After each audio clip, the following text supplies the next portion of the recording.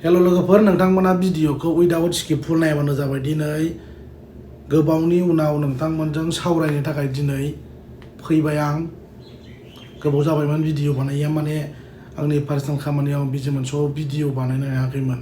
माने जायफोर बायदि मानसिफ्रा हाग्रामा महिलारिनि अननायाव दिनै खौथि खौथि थाखा खामायबाय, गारि घरा गिदिर बायनो हाबाय, न' बां लुनो हाबाय, बैफोरबायदि मानसिफ्रानो दिनै हाग्रामा महिलारि सारखौ गारनानै गुबुन पार्टियाव थांनाय, जगदान जाहैनाय, हाग्रामा महिलारि बिथांखौ 18-17 इयार्सआव जेबो मावाखै होननानै बिथांमोनानो क्रिटिसाइज खालामो। हाग्रामा महिलारि बिथांनि नाजानायावनो, बिथांनि दिनै सुप्रिम सेक्रिफाइस खालामनायावनो दिनै बिटिसि एकर्ड जादों। बे बिटिसि एकर्डनि गेजेरजों गोबां हिउज डेभेलप जादों जोंनि ओनसोलाव। सिगां मा दंमोन? खयजन कन्ट्रेक्टर दंमोन? हाग्रामा सारनि दिनै बिटिसि एकर्ड खालामनायनि गेजेरजोंसो दिनै जोंनि बर'फ्रा गोबां जौगादों, उन्नयन जादों।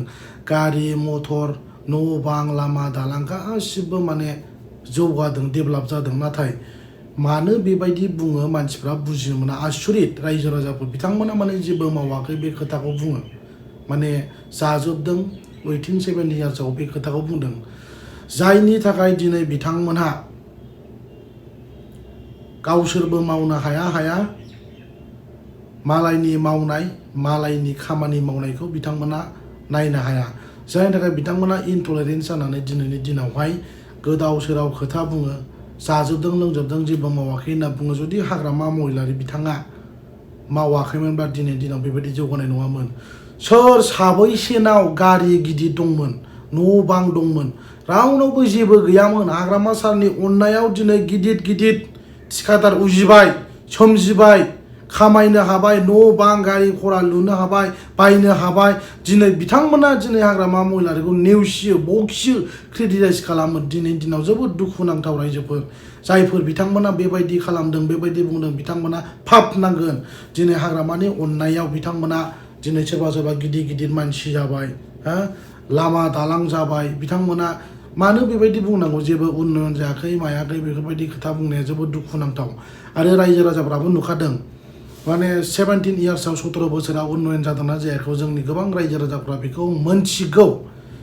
जायनि थाखाय दिनै जोंनि ओनसोलाव गथ'फ्रा बा स्टुडेन्टसफ्रा, इयुथ्सफ्रा फरायनानै दिनै गोरों गोरा जाबाय।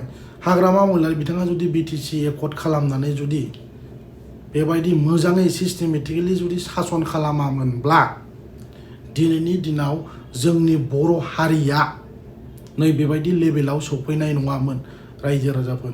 ओंखायनो हाग्रामा महिलारि सारखौ बयबो रेसपेक्ट होनांगौ। मानोना बिथांनि नाजानायावनो दिनै नैबे लेभेलाव सफैबाय। गोबां जोंनि बर'फ्रा उन्नयन जाबाय, गोरों गोरा जाबाय, थाखा फैसा खामायनो हाबाय, साख्रि बाख्रि मोनबाय। 17 बोसोराव गोबां डेभेलप जाबाय। रावबो साख्रि मावनायनि बेबायदि अपरचुनिटि, थाखा फैसा खामायनानै बेबायदि खाबुखौ मोनाखैमोन। नाथाय जायफोर बिथांमोना खाबु मोनदों, बैफोरबायदि बिथांमोनानो दिनै हाग्रामा महिलारिखौ माने बखिदों। बिथांखौ बखिनानै माने जेबो मावाखै होननानै बिथांमोना एलिगेसन लाबोयो आरो बेलेग दलाव आरो बेलेग पार्टियाव जयनिं जाहैयो। बेफोरो जोबोद दुखुनांथाव रायजो राजाफोर। ओंखायनो नोंथांमोना बयबो कनसियास जा। जि एमपिबि सायख'थिनि जि रिजाल्ट, बे 4 जुनाव मोनसिगोन। नोंथांमोना रिजाल्टखौ नेदो। बाव बिपिएफ पार्टिनि केन्डिडेट खाम्फा बरगयारिया बिथाङा देरहागोन, बे सिदा खोथा। नोंथांमोना रिजाल्टखौ 4 तारिखआव नेदो। आरो बिनि उनावनो जोंना 2025आव बिटिसिनि इलेक्सन जासिगोन। बावहाय रायजो राजाफ्रा बयबो लोब लोब फैसिगोन, माने बिटिसिखौ बासायनांगौनि थाखाय। आरो दिनैनि दिनाव जोंनि बर' रायजो राजाफ्रा नुबाय सोर दैदेनगिरिया बर' जाथिनि अलखदनि समाव क्रुसियेल टाइमाव खामानि मावदों, खोथा बुंदों, साउटिं खालामदों, अप'ज खालामदों। बेखौ दिनै जोंनि बर' रायजो राजाफ्रा नुबाय आरो मोनथिबाय। बेनिखायनो नै दाखालि थांनाय जि एमपिबि सायख'थि, बावहाय जोंनि बर' रायजो राजाफ्रा बिपिएफ पार्टिनि केन्डिडेट खाम्फा बरगयारी सारनो भटखौ होदों। इउपिपिएलनि मानसिफ्राबो होदों। आरो जायफोर जयनिं जाहैदों इउपिपिएलआव, बिथांमोनाबो बिपिएफनि केन्डिडेट खाम्फा बरगयारी सारनो भट होदों। बे सियर, बे आं बुंलाबायनाय नङा। बाव गोबां माने प्रुफबो दं, इभिडेन्स दं। नोंथांमोननो नांगौबा आं देखायनो हागोन सोर सोर मानसिफ्रा जयनिं जानानै आरो बिसिबां जन मानसि जयनिं जादों इउपिपिएलआव। बिथांमोना जास्ट माने बिथांमोननि माबायदि स्ट्रेटेजि लादों, बिथांमोननि पलिटिकेल एजेन्डाया माबायदि, राजखान्थियारि माखासे सिस्टेमा माबायदि, बेखौ सुलाद लानोसो बिथांमोना UPPL आव जयनिं जादों। आरो नोंथांमोना बयबो सांग्रां जा रायजोफोर, 4 तारिखआव देरहागोन बियो रोखा। आरो 4 तारिखआव जुदि MP आ जुदि देरहाबाय, BTC आव सरकार फैबाय होननानै बेखौ साननानै लादो रायजो राजाफोर। खुनु बेले बेजे जानांगौनि खोथा गैया। दिनै आं गोबावनि उनाव नोंथांमोनजों बे खोथाखौ सावरायनो थाखाय दिनै आं बे भिडिअखौ बानायनाय जादों रायजो राजाफोर। Thank you.